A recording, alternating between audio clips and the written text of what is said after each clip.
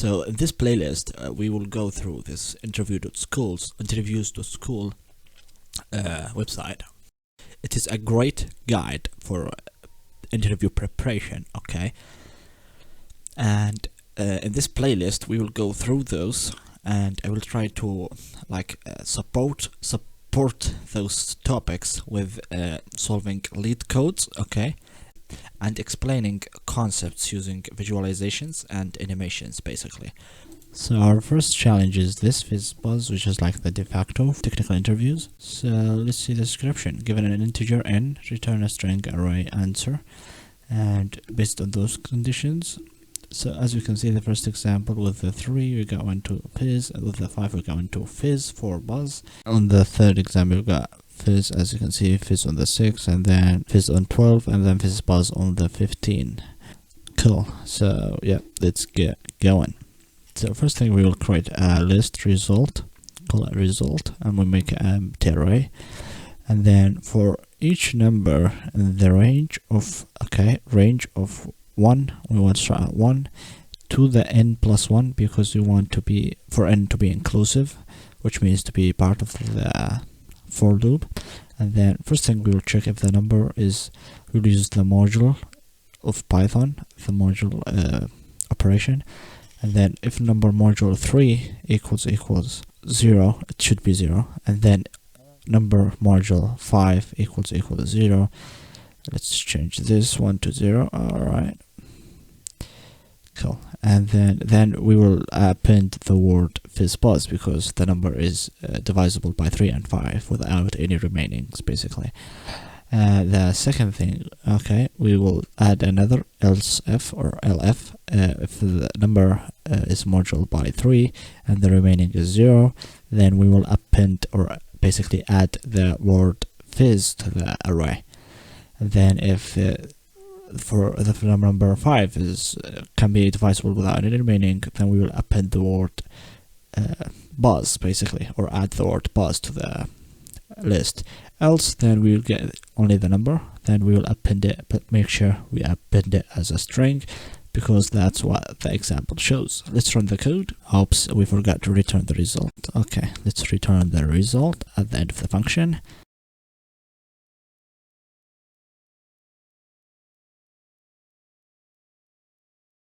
We're good. Let's submit. Nice. Let's move on to the visualizations of this challenge. Okay, as you can see, we have n as 100, and we got the result array defined. And then we got I as 1. Okay, we added the 1 to the array. And then on the second loop, we're adding the 2.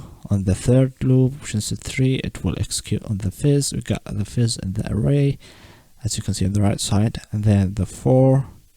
And then the 5, we got buzz on the 5. Yep, it's working. And if we sped up to the 15th, as you can see on the 15th, we got FizzBuzz, which shows exactly it works as expected, basically. So yeah, that's it for this challenge. Let's move on to the second one.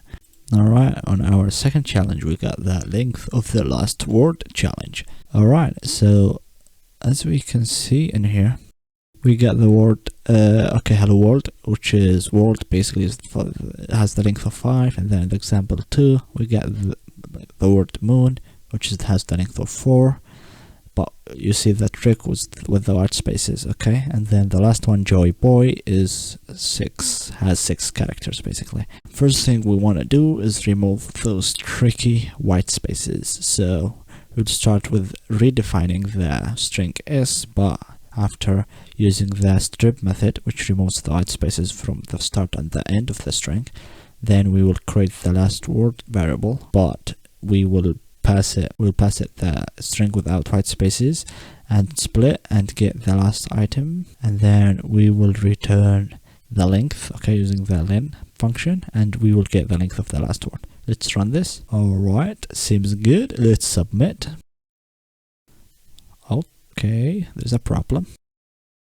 Oops, I messed this up. This should be -1. Get the last item. Let's run this. Alright, it's working. Let's submit.